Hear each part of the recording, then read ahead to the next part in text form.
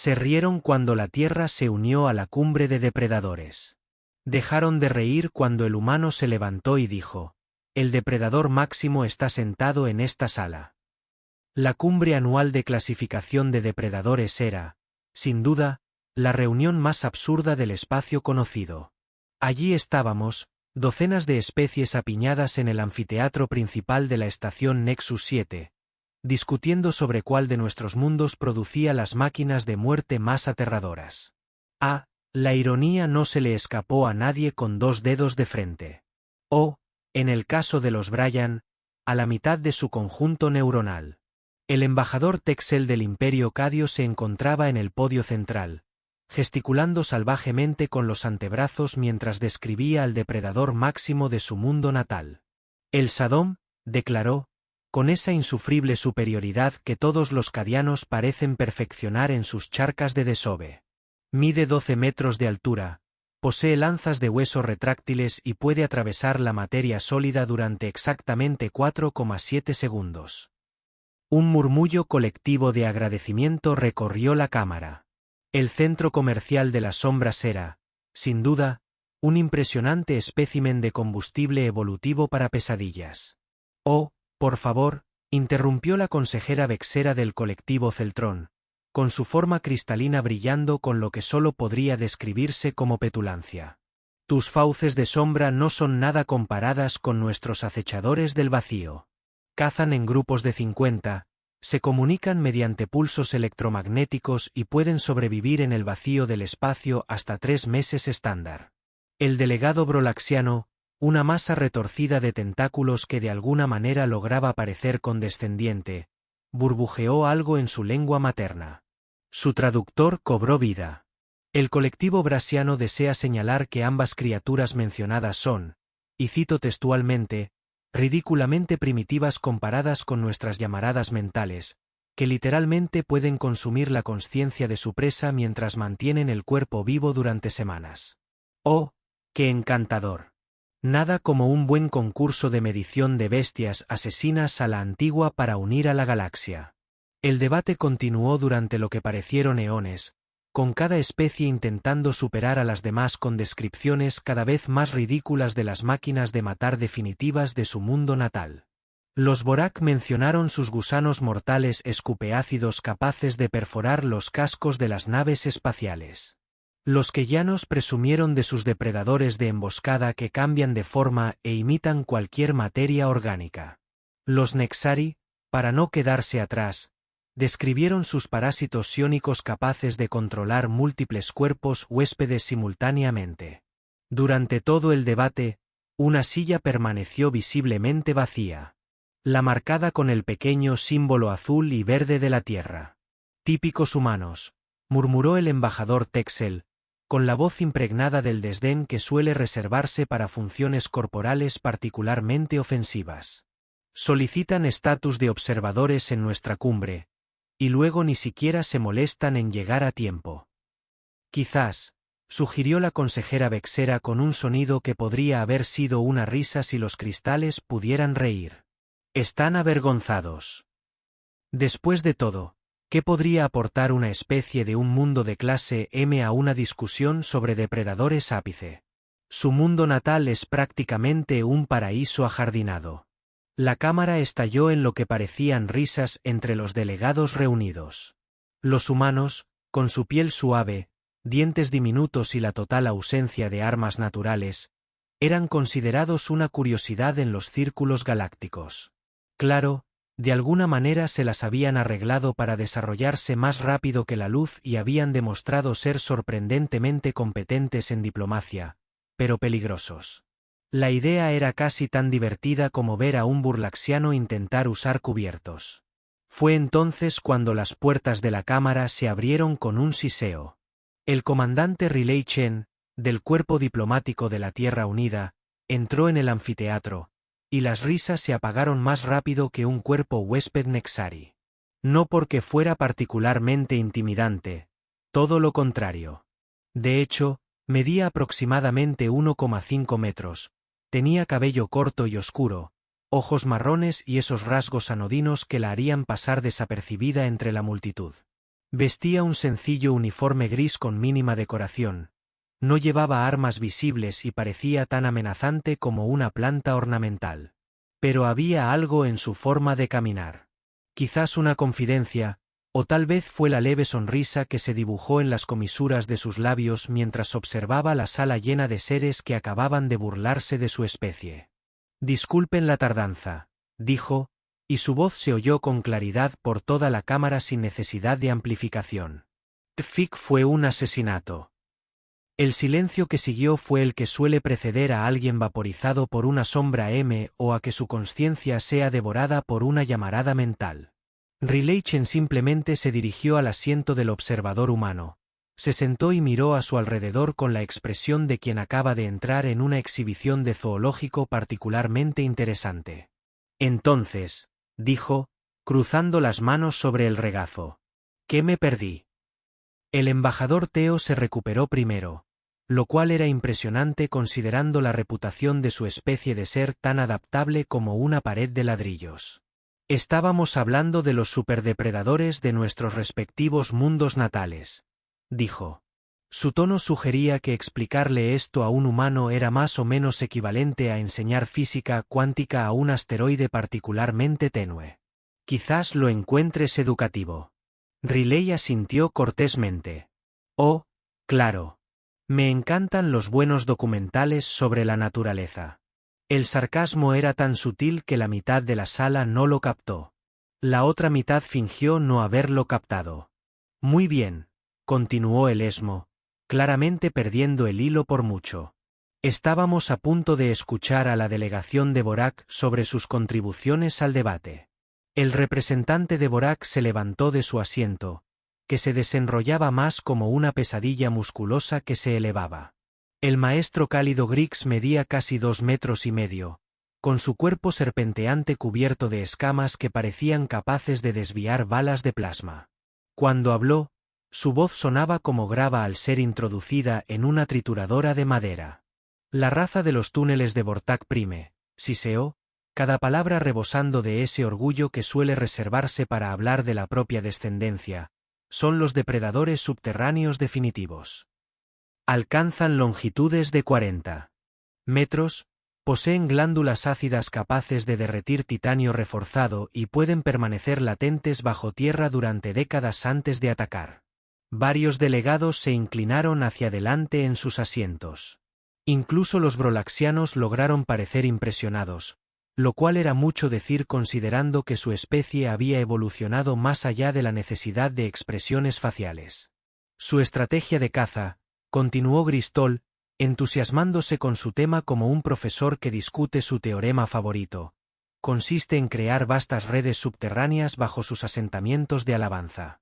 Pueden percibir vibraciones a hasta 10 kilómetros de distancia, lo que les permite rastrear a sus objetivos durante meses estándar antes de actuar». «Fascinante», murmuró la consejera Vexera, aunque su tono sugería que lo encontraba tan fascinante como ver la pintura secarse en el vacío. Sin embargo, el depredador máximo de la mancomunidad celaniana opera a una escala mucho mayor. El delegado celaniano, el alto curador Morak, permanecía de pie con una expresión dramática que sugería que había estado practicando frente a un espejo. Su especie parecía gemas vivientes, con un blindaje natural que refractaba la luz en patrones capaces de provocar convulsiones en seres inferiores. «Los trituradores de titán de Celane 4», anunció, y su voz resonó por la cámara como una campana tañida.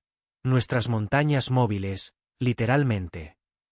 Miden 300 metros de altura, poseen una armadura de piel de cristal que puede resistir el fuego directo de las armas de las naves espaciales y se alimentan de los cimientos geológicos de los continentes». Un jadeo colectivo resonó en la cámara. Incluso el representante de Borak pareció impresionado a regañadientes. «Remodelan superficies planetarias enteras durante sus ciclos de alimentación». Morak continuó, claramente disfrutando de la atención. «Un solo triturador de titanes adulto puede consumir el equivalente a una pequeña cordillera en un año estándar, dejando tras desiformaciones cristalinas que permanecen radiactivas durante siglos». «Impresionante», murmuró la delegada insectoide de la colmena Kepler, sus ojos compuestos brillando con lo que podría haber sido diversión. La reina voz 6 Andra era del tamaño de una pequeña lanzadera. Su exoesqueleto chitnés relucía bajo las luces de la cámara. Aunque la colmena prefiere la eficiencia al espectáculo, la temperatura en la cámara pareció bajar varios grados. Todos conocían los métodos de caza de las colmenas Kepler. Eran materia de pesadillas en 17 sistemas estelares diferentes. Los cazadores enjambre de Kepler 7, continuó Cicandre, con esa peculiar cualidad armoniosa que ponía los pelos de punta, operan como un solo organismo en múltiples cuerpos. Una manada de cazadores consta de exactamente 1473 individuos, cada uno especializado en una función específica. Hizo una pausa para asimilar las implicaciones. Pueden procesar el perfil genético, psicológico y táctico completo de su presa en cuestión de segundos tras el contacto inicial. La resistencia es estadísticamente insignificante. La cámara quedó en silencio. Incluso los Bryan habían dejado de retorcerse constantemente, lo que equivalía aproximadamente a una ovación en su cultura. La coordinación entre unidades individuales, añadió Cixandre, aparentemente insatisfecha con el nivel de horror que ya había alcanzado, les permite predecir sus movimientos de alabanza con hasta 47 horas de antelación. No cazan. Inevitablemente concluyen. Fue entonces cuando comenzó la verdadera competencia. Los delegados quianos comenzaron a describir a sus devoradores fantasmas, pesadillas que cambian de forma y pueden imitar cualquier materia orgánica hasta el nivel celular. El representante Nexari replicó con historias sobre sus devoradores del vacío, criaturas que existían parcialmente en el subespacio y podían atravesar cualquier barrera física. Los alteranos hablaron de sus sanguijuelas psiónicas, parásitos capaces de controlar poblaciones planetarias enteras mediante manipulación neuronal. Cada especie intentaba superar a las demás con descripciones cada vez más elaboradas de las máquinas de matar definitivas de su mundo natal. La jactancia se hacía más fuerte, las afirmaciones más escandalosas y el ambiente competitivo más denso que las nubes de metano de Titán. Durante todo el proceso, la comandante Rileychen permanecía sentada en silencio en su silla de observadora, con la misma leve sonrisa en los labios. Parecía estar presenciando una obra de teatro especialmente entretenida, asintiendo de vez en cuando como si tomara notas mentales. Finalmente, el embajador Texel levantó los 4 brazos para pedir silencio. Esto ha sido esclarecedor, dijo, recorriendo con la mirada la cámara. Sin embargo, creo que olvidamos algo importante. Se giró para mirar a Riley directamente, con una expresión que podría haber sido de curiosidad si los cadianos fueran capaces de tales emociones. Comandante Chen, dijo, y su voz se oyó con claridad en la cámara ahora silenciosa. Ha estado notablemente callado durante nuestras conversaciones. Quizás le interese compartir la contribución de la Tierra a este intercambio educativo. Todos los ojos compuestos, sensores ópticos y órganos de detección electromagnética de la cámara se giraron hacia la representante humana. La sonrisa de Rileychen se ensanchó levemente. Oh, dijo, con el mismo tono desenfadado que había usado al disculparse por la tardanza. ¿Quieres saber algo sobre el depredador máximo de la Tierra? El silencio que siguió fue ensordecedor. El embajador Texel se aclaró la garganta. Un sonido parecido al de una bomba hidráulica con problemas técnicos. Bueno, comandante Chen, hemos compartido los depredadores más peligrosos de nuestros respectivos mundos. Seguramente la Tierra debe tener alguna contribución que ofrecer. La forma en que mencionó las contribuciones dejó claro que esperaba que describiera algo como una planta de interior particularmente agresiva o tal vez un animal doméstico medianamente irritable. La condescendencia era tan intensa que podría haberse usado para lubricar los motores de una nave espacial. Rileychen se tomó su tiempo para responder, mientras sus ojos marrones escudriñaban lentamente la cámara. Parecía estar estudiando a cada delegado con la atención que suele reservarse para especímenes particularmente interesantes en un laboratorio. El silencio se prolongó, volviéndose más incómodo a cada segundo. La forma cristalina de la consejera Vexara resplandecía con lo que solo podía describirse como impaciencia. Quizás, sugirió, su voz con esa peculiar cualidad armoniosa que hacía doler los dientes a todos. El superdepredador de la Tierra es tan modesto en comparación que al comandante le da vergüenza mencionarlo. Una oleada de lo que parecía una risa entre los delegados reunidos resonó por la cámara. Los brolaxianos emitieron un sonido como de hormigón húmedo al removerse. Los keyanos produjeron una serie de chasquidos que sonaron inquietantemente como huesos rotos. Incluso el normalmente serio delegado Nexari permitió que lo que podría haber sido una sonrisa se dibujara en su rostro. O sea, continuó Vexara, aparentemente animado por la respuesta, la Tierra está clasificada como un mundo jardín. Clase M, clima templado, agua abundante, mínima inestabilidad geológica. ¿Qué podría evolucionar como un superdepredador en condiciones tan cómodas? Las escamas del cálido maestro Grix se ondularon de diversión. Quizás su criatura más peligrosa sea algún tipo de vegetación carnívora, o tal vez un polinizador demasiado agresivo. La risa se hizo más fuerte. Incluso los ojos compuestos de la reina voz 6 Andra parecían brillar con lo que podría haber sido alegría. Aunque con la colmena Kepler, siempre era difícil distinguir entre la diversión y la contemplación de un genocidio masivo. La forma cristalina del alto curador Morax refractaba las luces de la cámara en patrones de arcoíris mientras se estremecía con una risa silenciosa. «Oh, esto es rico». Los humanos solicitan estatus de observador en una cumbre de clasificación de depredadores, y la criatura más peligrosa de su mundo natal probablemente sea algo de qué? Un herbívoro moderadamente irritado. Durante todo el proceso, Rileichen permaneció completamente inmóvil, con las manos cruzadas sobre el regazo, sin perder esa enigmática sonrisa. Parecía alguien a quien le acababan de contar un chiste particularmente divertido que nadie más había entendido aún. ¿Has terminado?, preguntó, su voz cortando la risa como una antorcha de plasma a través del papel de seda.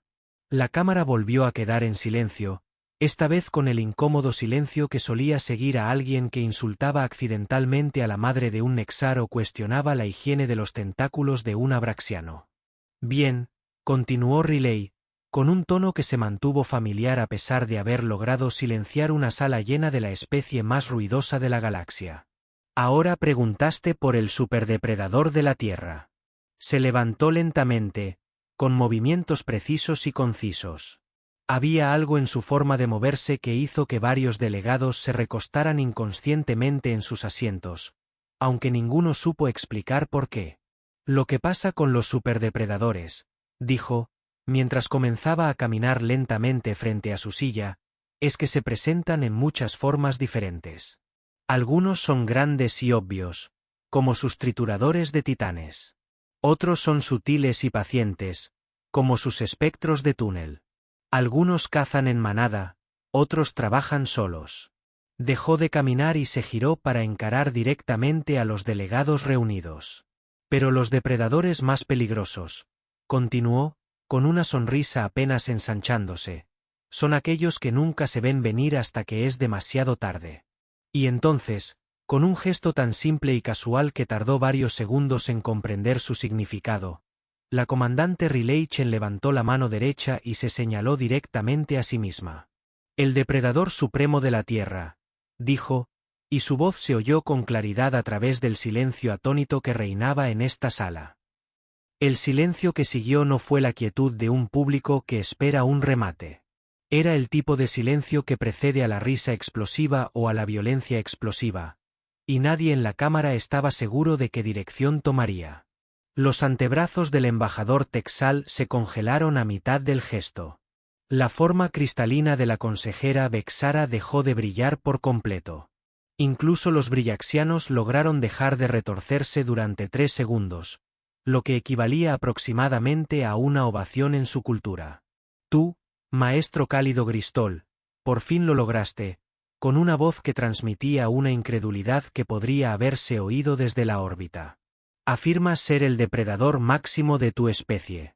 La sonrisa de Rileichen permaneció intacta. Oh, no estoy afirmando nada, dijo, su tono sugiriendo que estaba hablando del clima en lugar de hacer lo que parecía ser la declaración más ridícula de la historia galáctica. Simplemente estoy afirmando un hecho. La risa que surgió de la cámara fue tan fuerte que los silenciadores de la estación se activaron automáticamente. El embajador Texel emitía sonidos que su especie solía reservar para exhibiciones de apareamiento. La forma cristalina del consejero Bexar vibraba a frecuencias que amenazaban con romper la cristalería cercana. Incluso el estoico delegado Nexari emitía lo que generosamente podría llamarse risas. Riley Chen esperó pacientemente a que la hilaridad se calmara, sin alterar su expresión.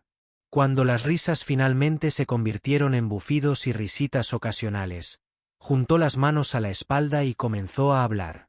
«Déjenme contarles sobre la caza persistente», dijo, con el mismo tono de conversación. «Es una técnica que mi especie desarrolló hace aproximadamente 2 millones de años. El concepto es simple. Eliges un objetivo y lo sigues hasta que muere de agotamiento». Las escamas del maestro Gritol se ondularon con diversión. «Comandante, con todo respeto, la mayoría de los depredadores emplean algún tipo de caza de persecución. No hay nada particularmente destacable en la caza durante días». Riley interrumpió su sonrisa, que se ensanchó. «Sin parar, sin descansar, sin comida ni agua, los humanos pueden rastrear presas a lo largo de cientos de kilómetros de terreno abierto, manteniendo un ritmo constante que mataría a la mayoría de las especies de un paro cardíaco». La risa comenzó a apagarse. Varios delegados empezaban a parecer incómodos.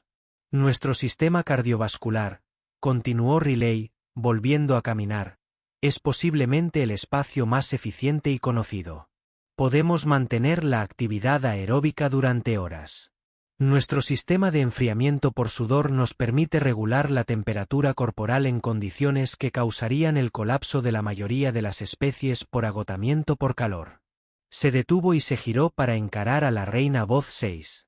«Tus cazadores de enjambre son impresionantes, pero requieren coordinación entre varias unidades. Un solo humano puede rastrear presas a través de distancias continentales usando solo huellas, vegetación fragmentada y rastros de olor de días atrás». Los ojos compuestos de los delegados insectoides parecieron atenuarse ligeramente. «Eso es improbable». «¿Lo es?», preguntó Riley. «Déjame contarte sobre la gente de la arena del desierto de Kalahari. Podían rastrear a un animal a través de 70 kilómetros de arena y roca, identificar su edad, sexo y estado de salud a partir de sus huellas y predecir su destino con un 93% de precisión. La forma cristalina Morax del alto curador había dejado de refractar la luz por completo. «Estás sugiriendo que los humanos son rastreadores naturales». «Estoy sugiriendo», respondió Riley, «que los humanos son asesinos naturales, pero no de la forma que podrías pensar». Se movió hacia el centro de la cámara, su voz adoptando el tono de quien da una conferencia a estudiantes particularmente lentos. «Verán, la mayoría de los superdepredadores dependen de armas naturales. Garras, dientes, veneno, tamaño, velocidad. Los humanos no tenemos ninguna de estas ventajas. Somos débiles, lentos y notablemente frágiles. Así que desarrollamos algo mucho más peligroso: inteligencia». La cámara estaba ahora en completo silencio. Incluso los Bryan habían dejado de retorcerse constantemente. «Creación de herramientas», continuó Riley. Su voz se oía con claridad en el silencio. «Toda civilización humana, por primitiva que sea, desarrolla armas. Palos afilados, piedras arrojadizas, arcos y flechas. Tomamos el entorno que nos rodea y lo transformamos en instrumentos de muerte». Señaló con indiferencia las paredes de la cámara. «Esta estación se construyó utilizando principios de ingeniería humana. La gravedad artificial, los procesadores atmosféricos, los campos de integridad estructural, todo basado en tecnologías que mi especie desarrolló con el propósito expreso de matar cosas de forma más eficiente». Los antebrazos del embajador Texel estaban ahora inmóviles. «Comandante», Seguramente está exagerando. ¿Lo estoy? Preguntó Riley. Permítanme contarles sobre el asedio de Stalingrado. 2 millones de humanos pasaron 8 meses destruyéndose sistemáticamente en una sola ciudad. La tasa de bajas fue tan alta que la esperanza de vida promedio de un soldado era de menos de 24 horas. El silencio que siguió fue ensordecedor. O quizás, continuó Riley, manteniendo un tono familiar a pesar de lo horrible de lo que describía, preferirían oír hablar de la era atómica. En 1945, los humanos desarrollaron armas capaces de destruir ciudades enteras en segundos. Para 1962, teníamos suficientes armas nucleares para esterilizar nuestro planeta varias veces. La voz del consejero Bexar era apenas audible. Desarrollaron armas capaces de destrucción planetaria. Oh, no nos detuvimos ahí, dijo Riley, sin que su sonrisa se desvaneciera. Desarrollamos armas biológicas capaces de matar a todos los seres vivos de un planeta, dejando intacta la infraestructura. Armas químicas capaces de envenenar continentes enteros. Nanotecnología capaz de desmantelar la materia a nivel molecular. Hizo una pausa, asimilando las implicaciones. Y luego, para asegurarnos de que éramos minuciosos, desarrollamos una inteligencia artificial capaz de manejar todas estas armas simultáneamente. Creamos máquinas que podían pensar más rápido que nosotros, les dimos el control de nuestras armas más peligrosas y luego tuvimos que desarrollar armas aún más peligrosas para combatirlas cuando inevitablemente se volvieran contra nosotros. La cámara estaba tan silenciosa que se podía oír el zumbido de los sistemas de soporte vital de la estación de fondo. Pero aquí está la parte realmente impresionante, continuó Riley, con un tono casi alegre. Hicimos todo esto mientras desarrollábamos simultáneamente viajes espaciales, tecnología de terraformación y sistemas de comunicación interestelar. Pasamos de lanzarnos piedras a colonizar otros sistemas estelares en menos de 10.000 años. Dejó de pasearse y se enfrentó directamente a los delegados reunidos. Sus espectros de túnel son impresionantes, pero cazan solos. Sus trituradores de titanes son poderosos, pero son individuales.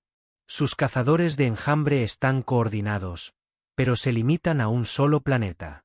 Los humanos, en cambio, trabajan juntos a través de distancias imposibles, comparten información instantáneamente y coordinan campañas militares que involucran a miles de millones de individuos en múltiples sistemas estelares. La voz del maestro Griggs era la de un caballo. Estás describiendo una especie de guerra organizada. Estoy describiendo una especie, respondió Riley, que ha pasado toda su historia evolutiva aprendiendo a matar cosas con mayor eficiencia que ellas a nosotros. No tenemos garras, así que inventamos cuchillos. No tenemos armadura natural, así que desarrollamos tácticas que hacen que la armadura sea irrelevante.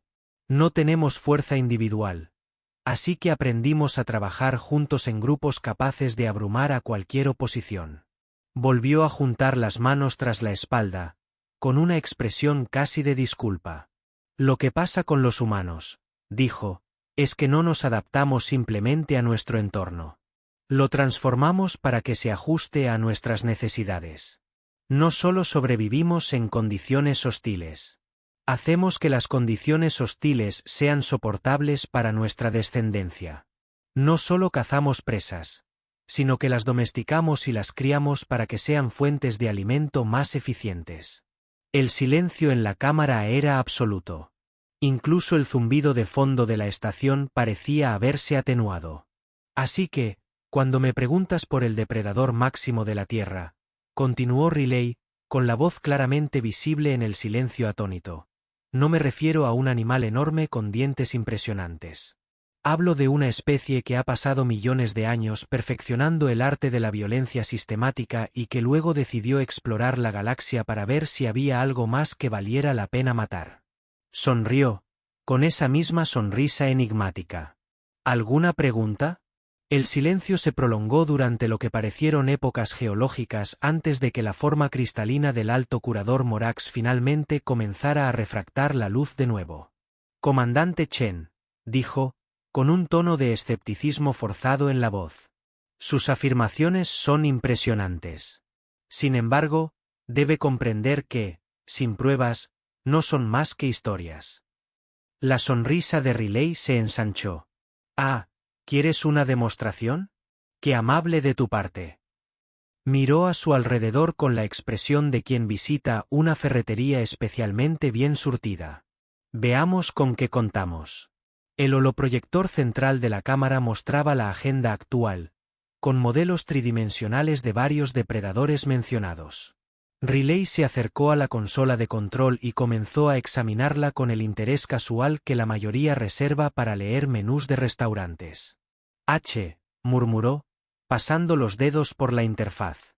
Configuración estándar del Consejo Galáctico, núcleo de procesamiento cuántico, generadores de matriz holográfica, qué interesante. Software de análisis táctico de grado militar. Los antebrazos del embajador Texil se crisparon nerviosamente. Comandante, esa consola está restringida al personal autorizado. Los protocolos de seguridad se basan en un sistema de cifrado biométrico de 12 dígitos con claves cuánticas rotativas. Riley terminó, sin levantar la vista de la consola. Un juego de niños, en realidad. Sus dedos recorrieron la interfaz con una eficiencia experta. En 30 segundos, había sorteado todos los protocolos de seguridad y obtenido acceso administrativo completo al núcleo central de la estación. Listo, dijo alegremente, como si acabara de abrir un frasco particularmente difícil de abrir. Ahora, a divertirnos un poco. El proyector hueco cambió de repente, mostrando un mapa tridimensional detallado de la estación. Riley hizo un gesto casual y la pantalla amplió la cámara, mostrando la ubicación de cada delegado con precisión milimétrica. Conocimiento básico de la situación, explicó a la atónita audiencia.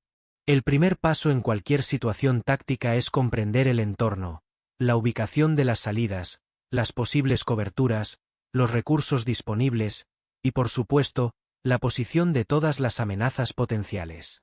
Hizo otro gesto y la pantalla cambió para mostrar los sistemas de seguridad de la estación, con la ubicación de cada guardia armado, la torreta de defensa automatizada y el mecanismo de bloqueo de emergencia.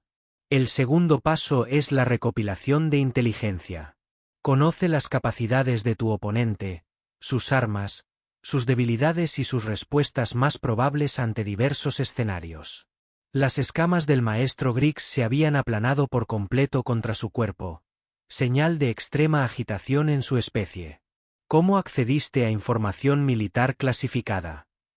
No lo hice, respondió Riley, con un tono que sugería que estaba explicando algo obvio para una niña particularmente lenta. Simplemente readapté la red de sensores existente para proporcionar datos tácticos. Cualquier humano con entrenamiento técnico básico podría hacer lo mismo en menos de 5 minutos. Manipuló la pantalla de nuevo y de repente, el holograma mostraba escaneos biológicos detallados de cada delegado en la cámara. Frecuencia cardíaca, niveles de estrés, composición química y lo que parecían ser perfiles genéticos completos. El tercer paso es la evaluación de amenazas, capacidades físicas, perfiles psicológicos y modelos predictivos de comportamiento. Los ojos compuestos de la reina voz Sandra se habían oscurecido por completo. Nos están analizando sin permiso, sin nuestro conocimiento. Estoy demostrando la metodología humana de resolución de problemas. Riley corrigió. Así es como abordamos cualquier situación nueva. Recopilamos información, analizamos amenazas, desarrollamos planes de contingencia y nos preparamos para múltiples escenarios simultáneamente. Señaló la pantalla, que ahora mostraba un complejo mapa táctico tridimensional con vectores de movimiento, conos de probabilidad y lo que parecían ser estimaciones de bajas. Por ejemplo, continuó conversando. Si esta reunión se tornara repentinamente hostil, la estrategia óptima sería desactivar la gravedad artificial usando la consola detrás del embajador Texel, crear una distracción sobrecargando los proyectores holográficos y luego usar el caos resultante para acceder a las esclusas de aire de emergencia. La pantalla cambió de nuevo, mostrando un desglose detallado paso a paso de cómo se desarrollaría exactamente tal escenario, con estimaciones de tiempo y probabilidades de éxito. La operación completa tomaría aproximadamente 4 minutos y 17 segundos con un 92% de probabilidad de éxito y daños colaterales mínimos. La forma cristalina de la consejera Vexera vibraba ahora a frecuencias que sugerían terror extremo o las primeras etapas de un fallo total de los sistemas. Desarrollaron un plan de escape en el tiempo que nos llevó tener esta conversación. De hecho, Riley dijo, desarrollé 17 planes de escape diferentes, 3 estrategias ofensivas y un protocolo de contingencia completo para lidiar con cada una de las vulnerabilidades biológicas específicas de su especie. Se llama multitarea. Señaló la pantalla una última vez, y de repente mostró algo que hizo que todos los delegados en la sala retrocedieran horrorizados. Era un esquema detallado de los sistemas de soporte vital de la estación con modificaciones específicas que crearían riesgos ambientales específicos para cada especie. Lo bueno de ser un superdepredador, continuó Riley, manteniendo el mismo tono alegre, es que no necesitas ser más fuerte ni más rápido que tu presa. Solo necesitas ser más inteligente. La voz del alto curador Morik era apenas audible. Podrías matarnos a todos ahora mismo usando solo los sistemas de la estación. O, podría hacer algo mucho peor, respondió Riley, sin que su sonrisa se desvaneciera. Podría desactivar tu soporte vital y dejarte con vida el tiempo suficiente para que experimentes todo el impacto psicológico de la fatalidad inminente. Podría manipular la gravedad artificial para crear condiciones que serían divertidas para mí y absolutamente aterradoras para ti. Incluso podría reprogramar los sintetizadores de alimentos para crear toxinas específicas de tu especie que tardarían semanas en matarte. La cámara estaba ahora tan silenciosa que se podían oír los latidos individuales. Pero no lo haré, añadió Riley, con un tono casi de disculpa.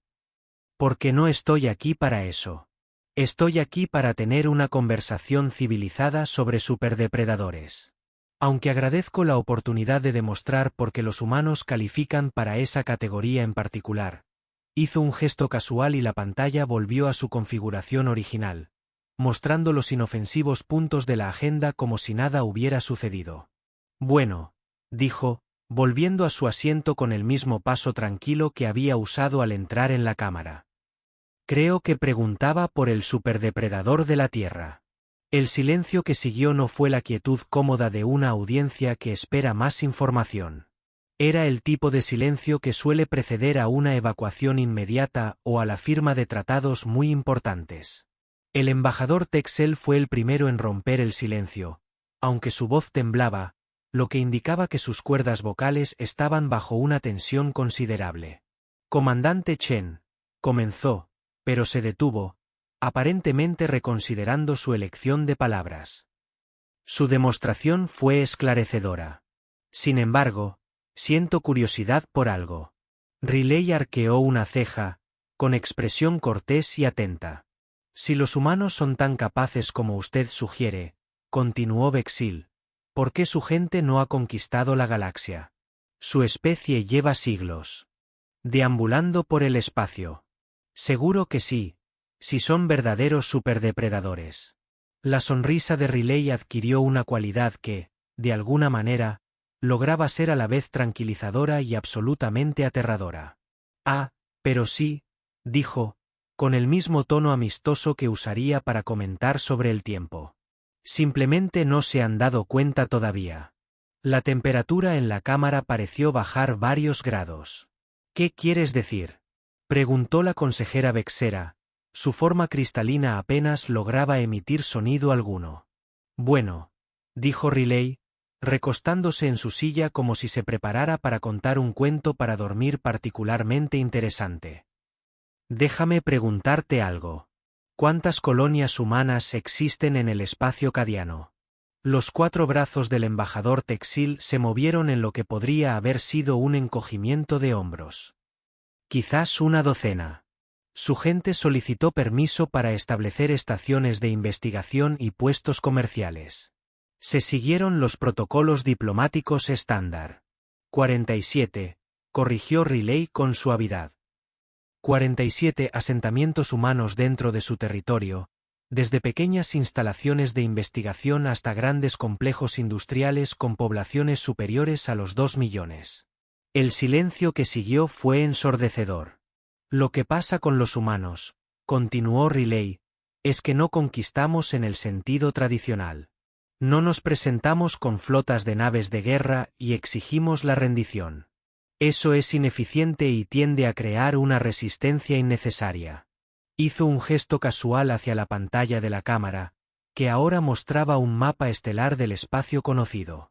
Empezaron a aparecer pequeños puntos azules por toda la galaxia, cada uno representando una presencia humana. En cambio, hacemos lo de siempre.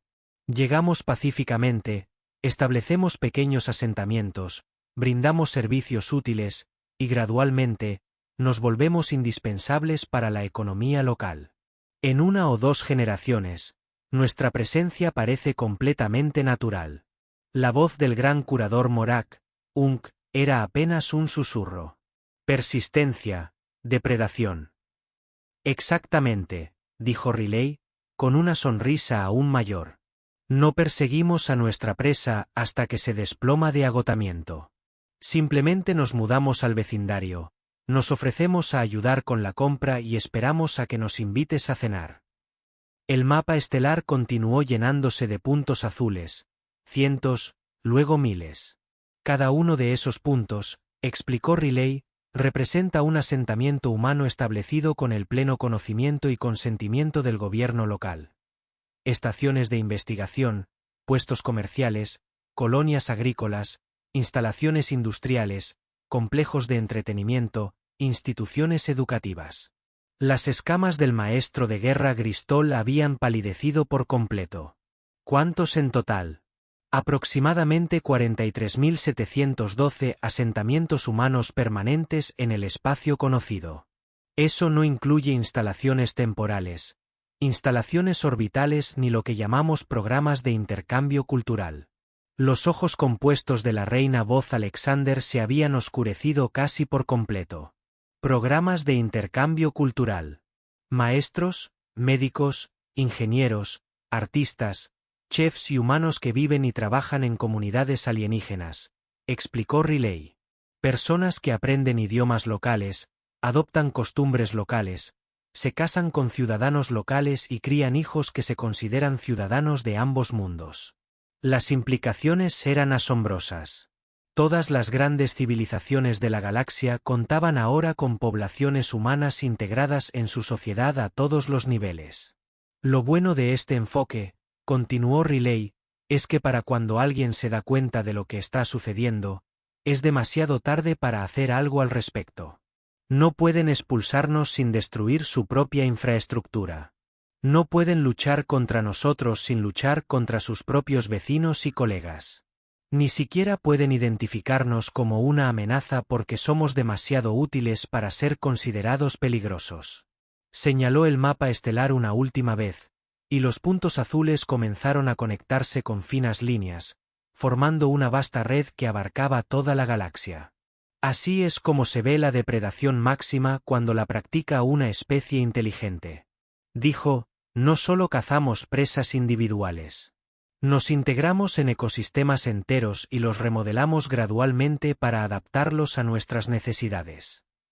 La voz de la embajadora de Xmorgus era hueca. Nos han estado colonizando a todos durante siglos. Ah, no colonizando. Riley corrigió su tono, manteniendo una conversación alegre. Integrando. Hay una diferencia.